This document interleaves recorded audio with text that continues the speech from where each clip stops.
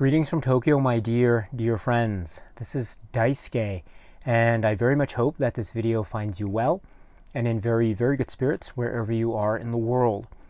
And today, if you don't mind, I'd like to continue on with our journey, our exploration through the recent releases made by the Criterion collection during this year of 2021.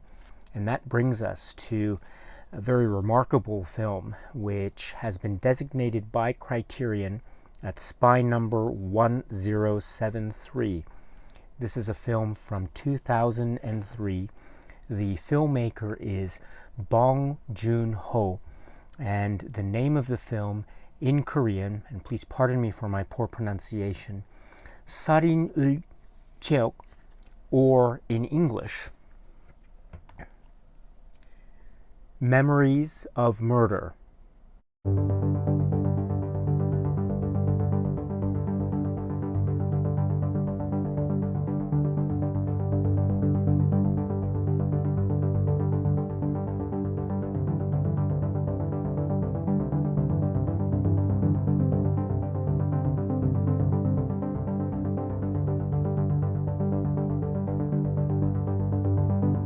This is the film from 2003, and it stars, among others, Song Kang-ho.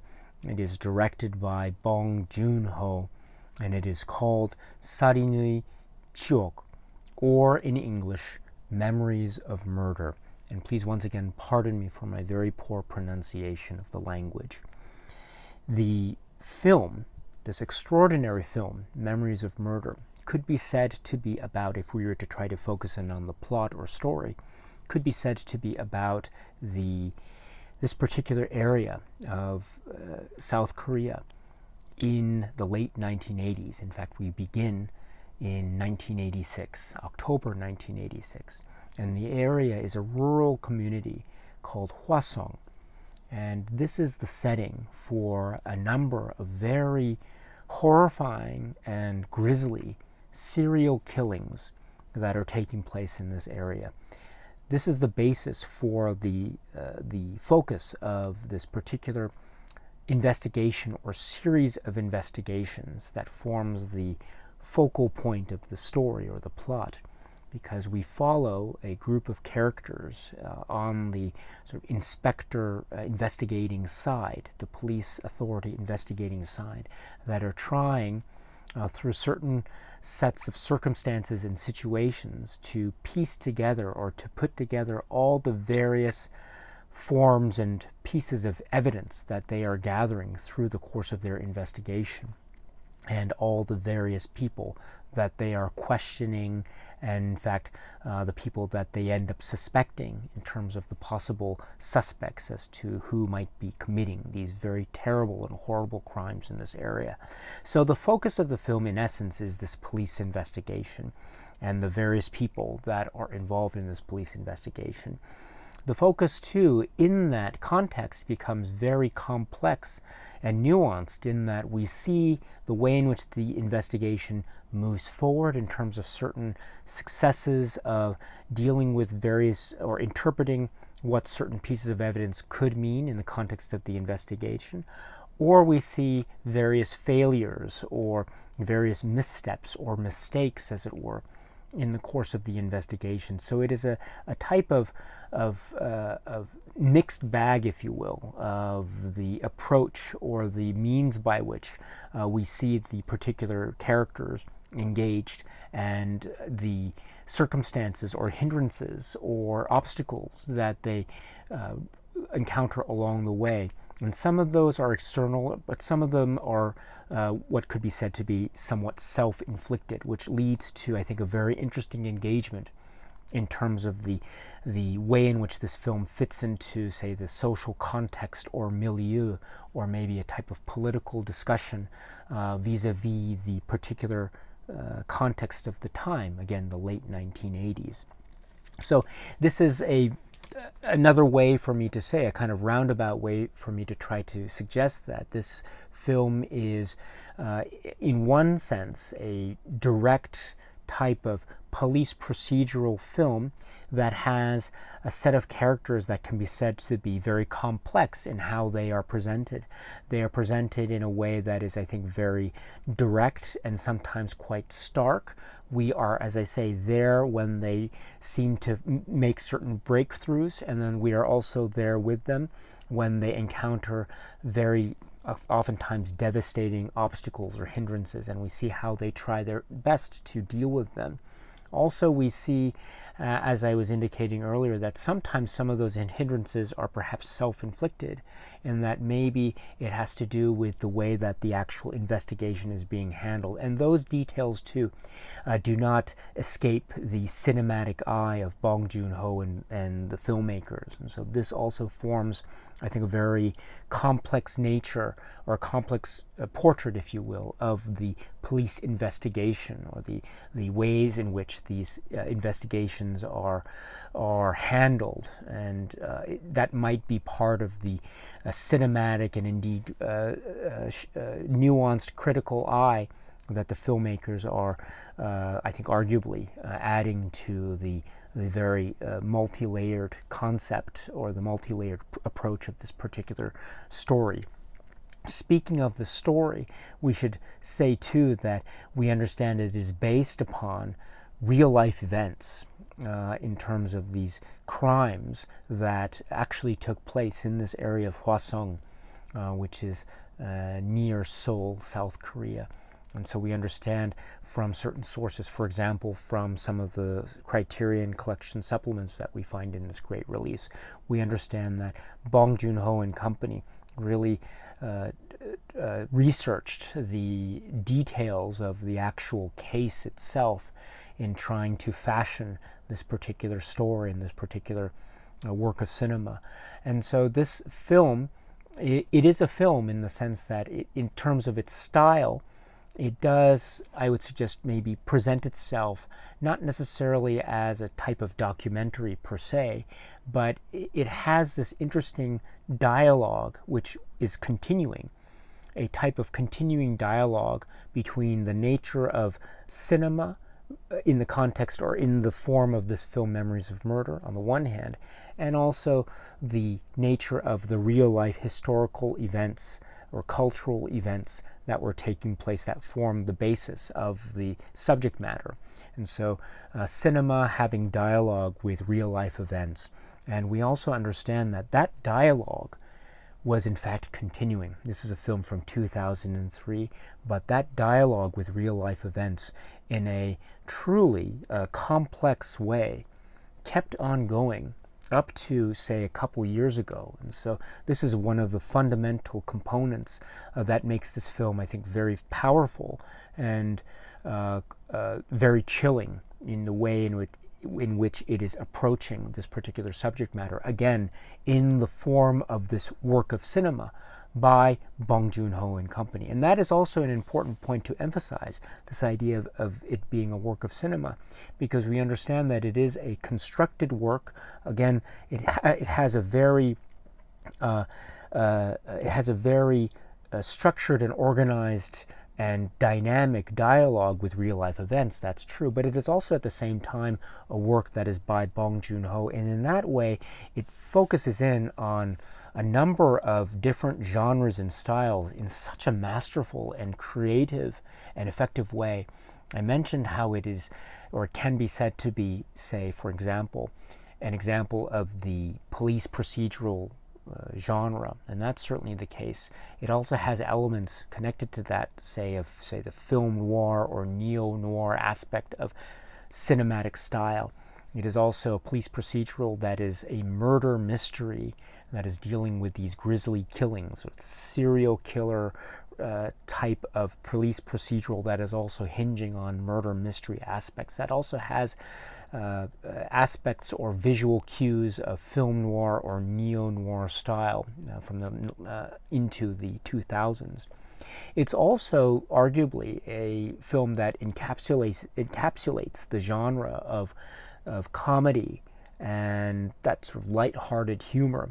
And so this is a very fascinating mix and blend in terms of how it seems as a work of cinema to be balancing various seemingly differing types of genre, but it's combining them, or it's containing them, I think, with such great skill and balance in the form of this particular film, Memories of Murder.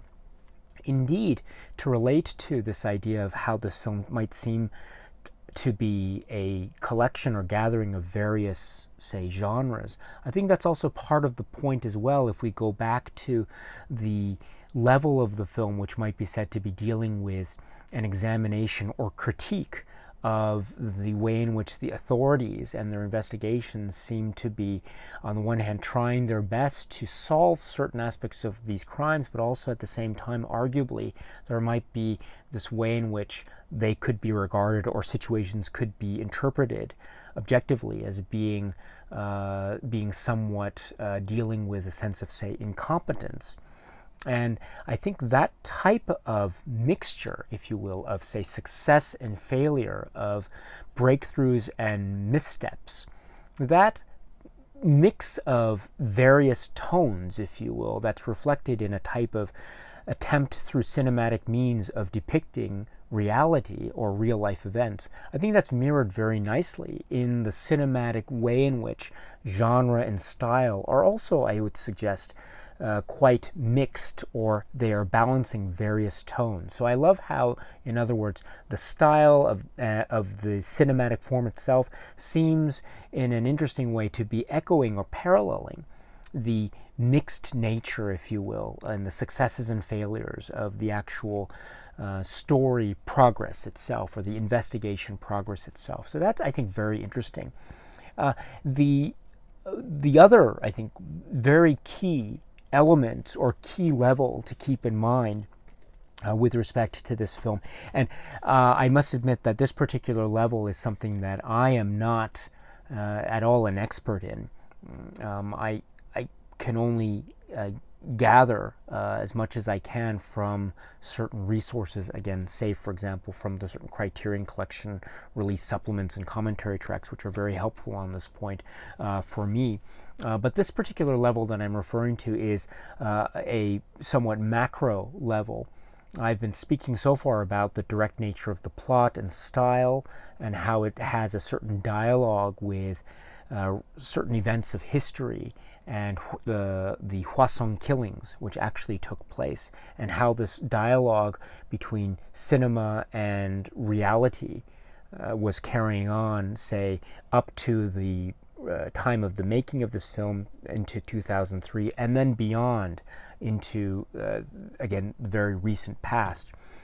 But this film also can be said to be a reflection or a cinematic form of critique, or dealing with the social and political consequences of South Korea's past, and in particular this period, this era of the 1980s, and the notion of the political landscape, Chundu-hwan, and how the film could therefore be said to be perhaps a look back at this particular era, the way in which this film seems like it has a sense of the nostalgia of the time, but it is also giving us, I think, a direct type of examination into the historical and social and political consequences of this particular setting, and the idea of authority and how levels of authority are viewed in this time. Again, I mentioned Chun Doo-hwan, and this is very significant because this film could be said to be a type of social or political critique from both sides. On the one hand, we have the way in which the authorities are depicted in this film in the form of the various, say, police inspectors that we see. And if we understand not just certain elements of incompetence, or arguably speaking, from certain points of view, they could be said to be moments of incompetence, moments of mistakes or missteps that we see as part of these specific investigations. But there are also very strongly depicted scenes of police brutality and violence, and a type of very aggressive and quite a dangerous way in which we see the police authority figures dealing with certain people that they are investigating or certain suspects that they think are involved in these crimes.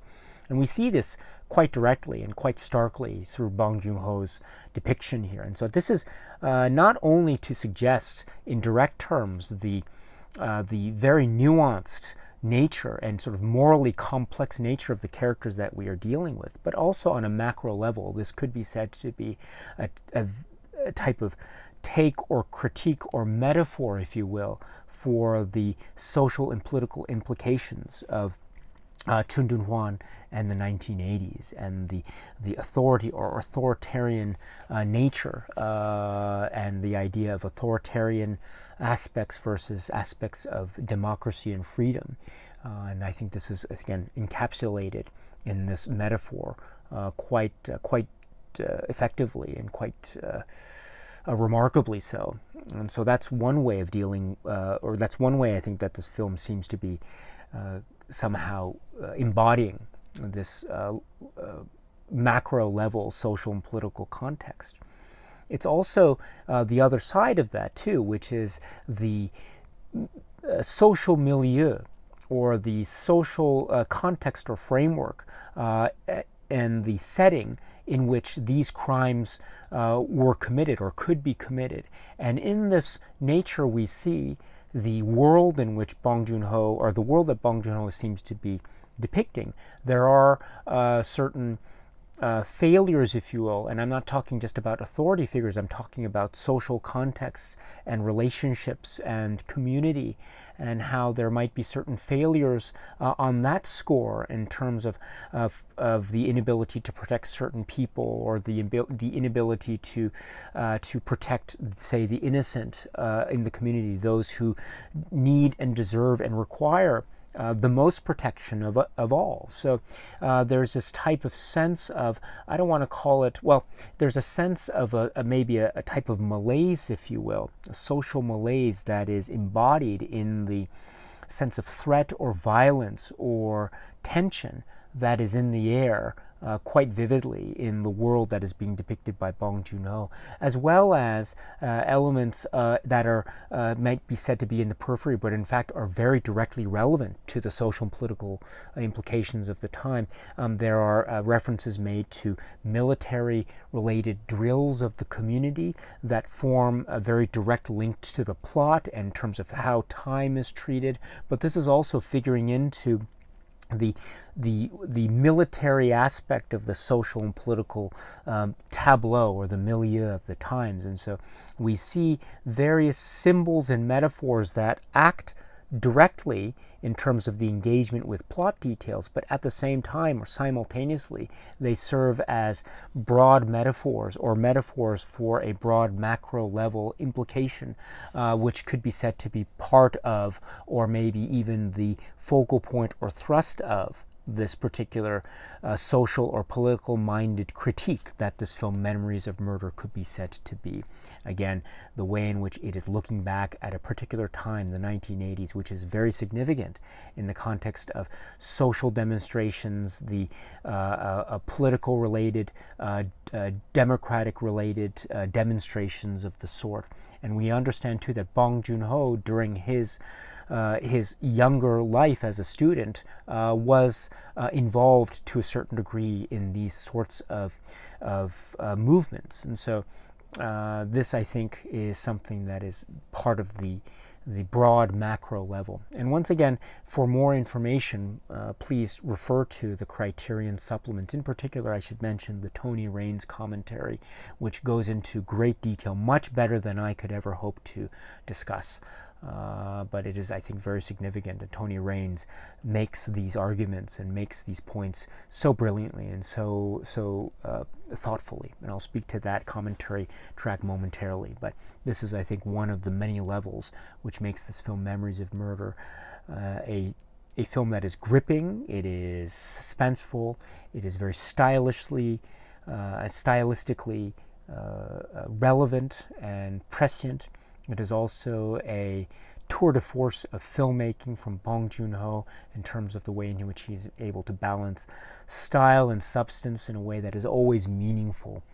It is also a type of social and political critique that is multifaceted, that relies on metaphors that are both direct and also metaphorical.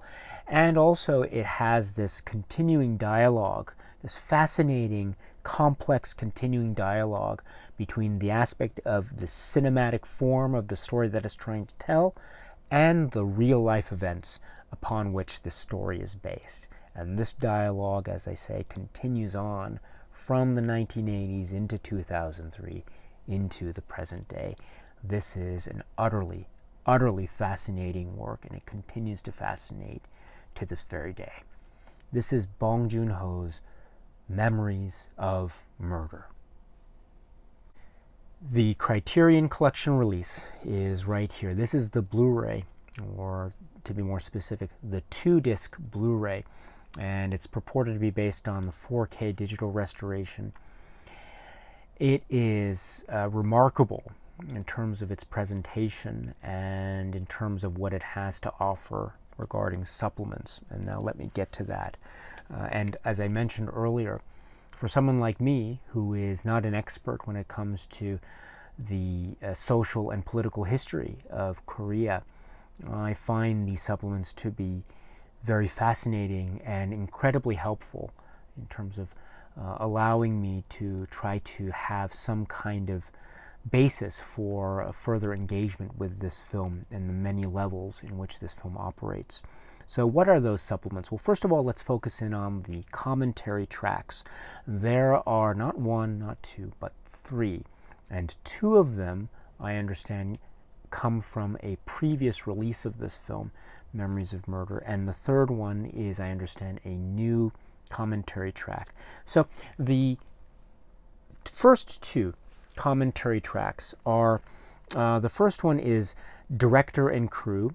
So this is Bong Joon Ho and cinematographer Kim Hyung-koo and production designer Ryu Sung-hee.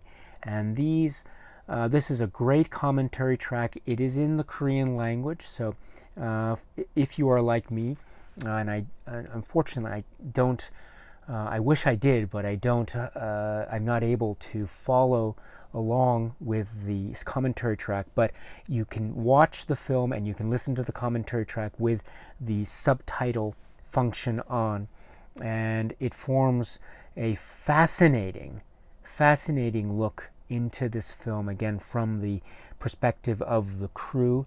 Along the way we get some really interesting anecdotes that don't come up in the course, or there are a number of anecdotes that do come up, but there are some anecdotes that are exclusive to this particular commentary track. In other words, you get a lot of stuff in the later supplements, but there are some things here that are really fascinating pieces of information.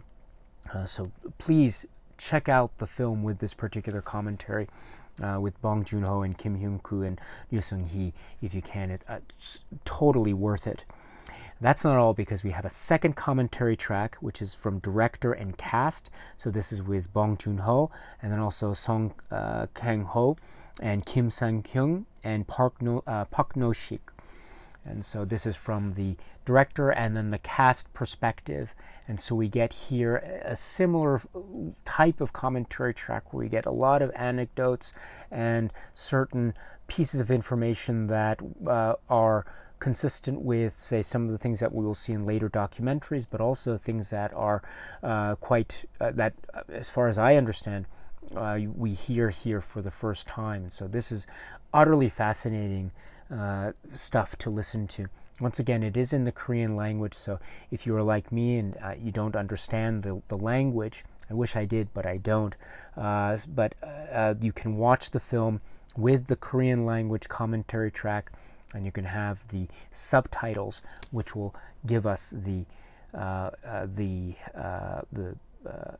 subtitling for this particular commentary track. So that's the second commentary track. The third commentary track is a new one. Now, before I get to the third commentary track, I should mention that I'm very fortunate to have this Korean release on DVD of the film Memories of Murder. This is the 2-disc DVD, and this is, as I say, it's a South Korean release. This, in fact, has the film with English subtitles, but then it also has those 2 commentaries that I was mentioning. And so this is a release from around 2004. And so the two commentary tracks that we have included with the Criterion release are the same ones, I understand, that we find here. Now, this is great for me because I had this release earlier, but unfortunately for me, the commentary tracks, which are in Korean, did not have an accompanying English subtitle option. So I was never able to understand what the commentary tracks were, these two commentary tracks. But now with this Criterion release, I am able to. So thank you very much, Criterion, for making these earlier commentary tracks now available with the subtitled option. So those are the first two commentary tracks. But that's not all, because we get a third one, and this is a new one, I understand. According to Criterion, this is from 2020, and this is from the great expert Tony Raines. And Tony Raines is one of the best. He's one of the best in terms of his scholarship, his approach to cinema, the way he explains the details, very fine details that he goes into, very descriptive, and so wonderful in terms of his expressions. And we get that here in abundance in this great commentary track. It's wonderful to see a new commentary track released for a recent Criterion release, and to have one from Tony Raines like this on Memories of Murder about Bong Joon Ho and the context of this film in the filmography of Bong Joon Ho, etc., is spectacular. This is one of the best reasons, I think, to get this particular release, is to listen to these commentary tracks. Tony Raines' commentary track, for example, goes into a lot of detail in terms of the context with which this film falls in the Bong Joon Ho filmography, and also the way in which this film is a type of dialogue with real-life events, and also the thesis of how this film is a type of expression on social and political contexts that I was trying to express earlier. But Tony Raines does it in a much better way than I could. So he has great arguments, and he puts them very well and very in a very wonderful and pleasant manner that he always does. He also goes into certain details about the Korean language as well.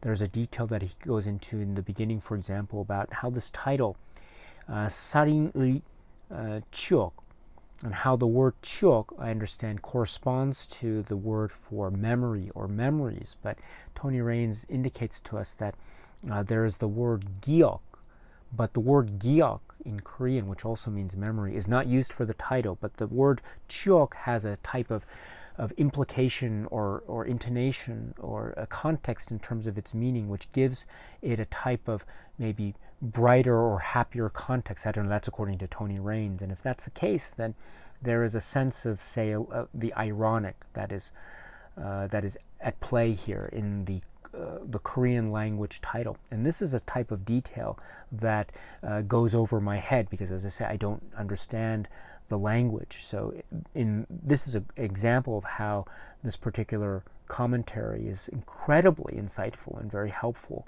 and gives me the basis for yet more ability or more opportunity to engage with this fascinating film. So please check out the film with one or more or all of these commentary tracks. They are all so wonderful and splendid in their own ways.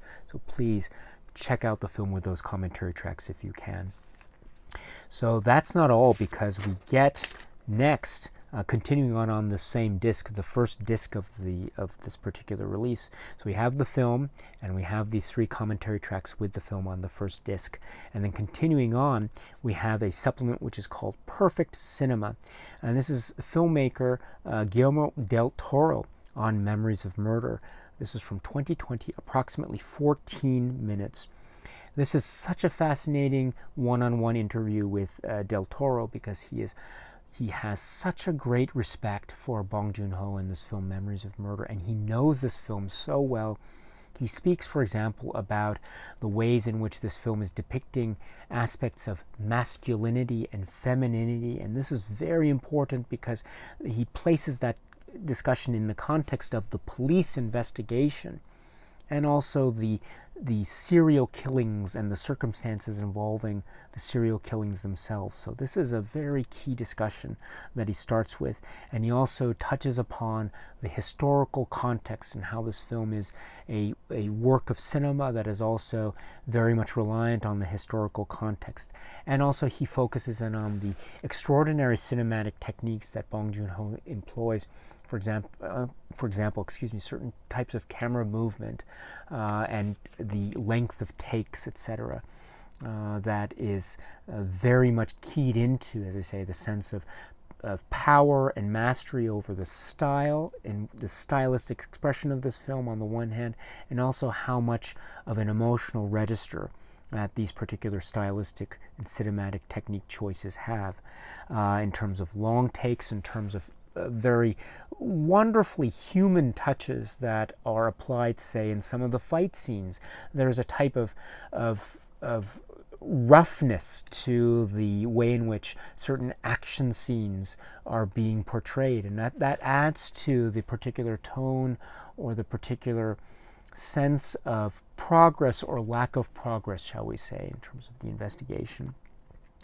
And also, Del Toro says something great about how Bong Joon Ho and his filmmaking prowess is one where Bong Joon Ho never seems to repeat himself. He is a filmmaker artist that is able to capture or express himself in various different forms and styles and techniques. There is arguably speaking, there is a type of through line or continuity sense about his particular filmography, that's for sure, but at the same time there is this expressive nature and the variety and means by which Bong Joon Ho as an artist is able to express himself. What a great point and great series of points that Guillermo del Toro mentions in this one-on-one discussion. Well worth checking out if you can. Again, approximately 14 minutes. And then continuing on this Disc 1 supplement section, we have a section which is referred to as deleted scenes. And we have, these are divided up into the various scenes themselves. Inspector Joe, a pervert, on the hill, a hairless, female officer release, and departure scarecrow. This is wonderful for me as well, because this deleted scene section, I understand, is taken once again from the earlier release of this film in Korea from the early 2000s. And so it's once again in this earlier release, there weren't any English subtitles, at least as far as my particular release is here. So it's wonderful to be able to see these deleted scenes with the option of the English subtitle. So wonderful to have that carryover from an earlier release of this film as one of the supplements for the first disc. And these are fascinating choices too. There's also the option, I forgot to mention, there's also the option when you watch these each of these deleted scenes, you can also listen to Bong Joon Ho's audio commentary, and you can listen to what I now understand are essentially his comments as to why he made these particular shots or scenes and why he ended up not including them, or why he excised them from the final product. Some of them, or they all in their own way, illuminate or highlight various moments of character or plot development in fascinating ways. So worth checking out for the scenes, and also worth checking out for Bong Joon Ho's reasoning behind the scenes. And I think it forms, again, part of that larger context in terms of Bong Joon Ho's discussion of this work and what it is and his philosophy behind this work. So please check out this deleted scene section if you can as well. And then to round out the Disc 1 supplements, we have the teaser, and then the trailer, and then a TV spot as well. Again, part of the marketing materials. So this is the first disc, but as I mentioned earlier, this is a 2-disc Blu-ray set, which means we have a second disc. And so on the second disc, we have another set of supplements. We have, first of all, a 2020 discussion, which is approximately 10 minutes between Darcy Paquette and Bong Joon Ho. And this is conducted in Korean. and as I say, it's in 2020. This seems to be part of that same, say, discussion session that Darcy Peckett and Bong Joon Ho had for an earlier Bong Joon Ho film release, Parasite. But this is a continuation, or this time we're getting a discussion between them about the film Memories of Murder. It's in 2020, which is very important because certain events or certain developments in terms of the real life case would have happened or did happen by the time Darcy Peckett and Bong Joon Ho are speaking again in 2020. And this comes up as part of the conversation that they have in the context of Memories of Murder. So this conversation is essential, it is remarkable, it is enlightening in terms of the furthering or the further discussion of the continuing dialogue between the cinema and the real life events. And that is part of the discussion that these two gentlemen are having. Well worth checking out. Please check it out if you can. Again, approximately 10 minutes. And that's not all, because to continue on, we have a 2-hour plus documentary, which is called Making Memories of Murder. And to be specific, this is 2 hours and 38 minutes approximately, and this is from 2004.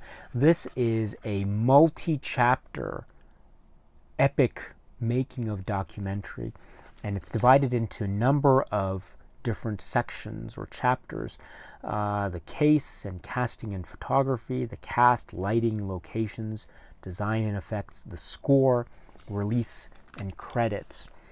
This is the documentary that is found on this particular earlier release of Memories of Murder from 2004. So to have it now here available again on this Criterion release, but this time with the option of the English subtitle, if necessary, makes for splendid, fascinating viewing. This goes into so much detail. Bong Joon Ho is speaking a lot about the details of his research in terms of how he's treating the subject matter, and going into certain elements of casting, the detail and the reasoning behind various casting choices, both the main cast and also the secondary cast, the smaller parts as well. There's a lot of discussion as to who are cast in what parts and why, and where they come from, and how they felt about shooting on the set, etc. Speaking of the shooting, there's a lot of on-set or location footage, behind-the-scenes footage. We see the filmmakers, cast and crew dealing with particular scenes as they're being shot, and we see various details of, say, costume and how they needed to be exemplifying certain period detail in terms of capturing the age, the late 1980s, etc., and also how to deal with aspects of style and also design. There's such a fascinating way in which the documentary then goes into elements of, say, the marketing and the poster or the poster art or marketing materials that were prepared. There's this particular photo. It's a pretty famous photo, which is part of the marketing materials, and it's depicting the main characters, and they're smiling, and they seem to be smiling or laughing, and the film is called Memories of Murder. So there might seem to be this type of disconnect in terms of what this particular photo is suggesting versus what the film is actually about. But I bring it up because the making of documentary actually has a particular section where the marketing team actually talks about their reasons behind this particular image for use in their marketing materials. So that's really fascinating.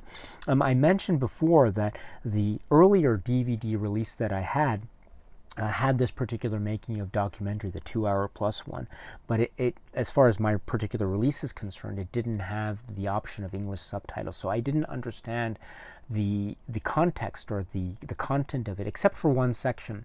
There was one section which was an interview with the Japanese music composer Taro Iwashiro, And so we have his comments that were in Japanese, but here, as they're included in the Criterion release, they are also provided with the optional English subtitles. So that is, again, part of the, as they say, epic and highly detailed 2-hour plus making of documentary on making Memories of Murder. So highly recommended. I strongly recommend it if you can. It is so fascinating, and you can jump to a particular chapter, so you can watch it in sections if you like, because it is very long. But once you start, it's fascinating. It's hard to stop because it has a great pace, and it talks about so much detail, and you see the participants in their interviews. So overall, it's a splendid documentary, so please check it out if you can. That's not all, because then we get a 2020 one-on-one interview, approximately 20 minutes, with Jeff Smith. It's called Sonic Precision. This is great because it's talking about a different aspect of or not necessarily, I shouldn't say different, it's talking about another aspect of Bong Joon Ho's style and his cinematic craft in this film, and that is the use of sound, soundscapes, soundtrack, and music. The idea of sounds and the application of sounds and the purposeful application of sound in music is very important. Music in particular, the idea or application of song, is a key plot point in the film. And so the choice of song, the application of soundtrack, ambient sound, as well as what certain sounds could signify and mean. This is one area of many areas that Jeff Smith discusses in this great conversation. Again, on an interesting aspect in terms of the visual style of Bong Joon Ho, but also the audio or soundscape style of Bong Joon Ho. Again, as expressed in this film. And as discussed by Jeff Smith in this great supplement, Sonic Precision. Again, approximately 20 minutes. That's not all, because continuing on with the Disc 2 supplements, we have a short film which is by Bong Joon Ho. This is from 1994, and it's in the context of his time or his work at the Korean Academy of Film. And this is the short work, which is called in English Incoherence. And in fact, the title card of the short film actually has the English word incoherence there. It's also the title in Korean. And once again, I very much apologize for my bad pronunciation. Jiri Milyo. And in fact, this particular aspect of the title, and whether or not the word incoherence is maybe appropriate or not so appropriate, is one of the topics of discussion that we have as part of the introduction to this short film. So we have the short film itself, and we have a little introduction. The introduction is a quick discussion of approximately 6 minutes. Again, this is part of the discussion between Darcy Paquette and Bong Joon Ho. From 2020. So they talk a little bit about the title as well as the short film overall. What was the context, or what was the lead up to the making of this film, and what were the certain concerns that Bong Joon Ho had when making this film. And those concerns, when you watch the film itself, are so strikingly evident in this fascinating film. It is a kind of comedy. It has a certain sense of ironic style and wit. It covers it's a type of segment type of film. In other words, it covers different characters in the short form style, an omnibus sort of style, and so that gives us a sense of the layering of characters. So we get Bong Joon Ho in this short film from the early 90s, but already dealing with the great balancing of various stories and the playfulness of the story structure and the nature in which this story structure allows him a certain freedom of movement and style. So this is very important. Bong Joon Ho, as a filmmaker, in terms of the greatness of his style and substance, And it's evident already in this film, Incoherence. And that's not all, too, because there is also a cutting, a biting, almost satirical, social, and even political critique that is part of each of these stories, because we realize that there is a sense of power structure, there's a sense of maybe class structure, and there's a sense of maybe the ways in which power structures tend to be maybe abused or ironic, or perhaps there is a sense of hypocrisy that comes with a sense of power and authority and influence in terms of politics and society. And when we think of it, the film in those terms, we can see also how this is a great example of the thematic concern and the social and political critique concern that Bong Joon Ho has from films like Incoherence and also in films like Memories of Murder. So, and it is also very funny, and the stories and situations are very clever, and there are twists and turns that make the films, I think, very directly engaging, as well as having these levels of a macro concern that I was trying to suggest earlier. So this is a great example of the early craftsmanship of Bong Joon Ho, and there's a lot here that can be said to be already setting the stage in a very forceful and confident way for certain themes and concerns that we'll see play themselves out in Memories of Murder, as well as being in and of itself a fascinating short film form. This is the work in English, Incoherence. And I should say, too, that I was very fortunate to have been able to get this Japanese DVD, which is called Bong Joon Ho Early Works. And in fact, there are a number of early works by Bong Joon Ho included on this particular DVD, one of which is Incoherence. I should say that it would have been nice if Criterion were able to, say, get some of the other early works of Bong Joon Ho, but we get Incoherence. It's still a fascinating watch, a great watch, and please do watch it if you can. It's well worth it. So that is it when it comes to the two discs, the first disc and the second disc. And so I think we can see that it is packed. There is so much here. That's not all, because we also have, the release itself. Now I've taken the liberty to remove the insert. It is the fold-out type, which is not the type that I prefer. I prefer the staple type.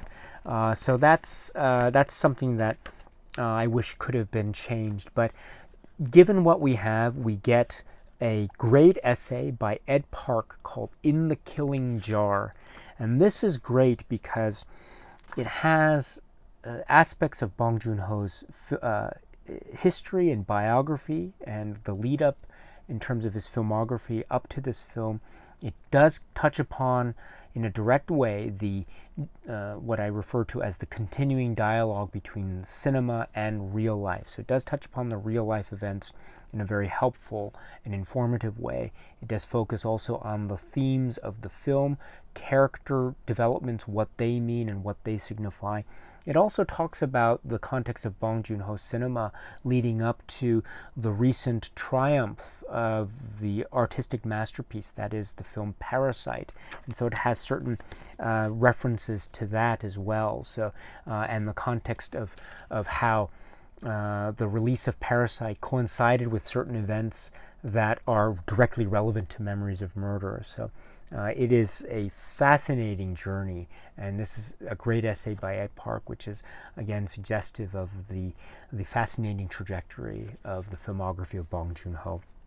And I should mention, too, that the artwork and this particular motif of the grass and certain details, certain frightening or chilling details that are captured here, it is very subtle and yet very effective. So I must say that the art is credited to art director Sarah Habibi, Eric Skillman, illustration Greg Ruth, designer Eric Skillman, and illustrations too can be found on the fold out. You know, I might be critical of the actual fold out format itself, but I'm no way critical of the images that we find in the format itself. We see these great designs and illustrations that are so vivid, so evocative, so well done.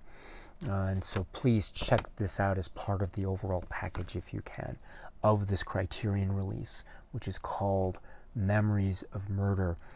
So my friends, so that's the release here. So we're getting a lot, and we are getting the film, which is such an important film in the context of the filmography of Bong Joon Ho.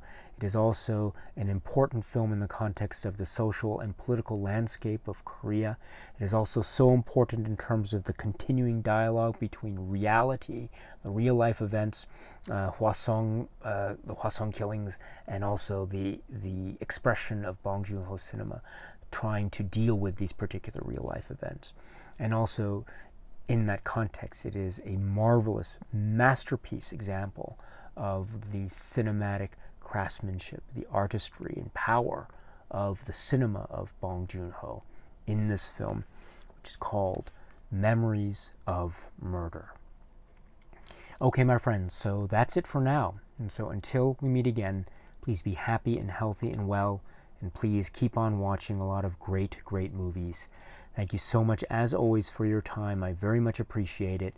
Stay strong, stay safe, and cheers.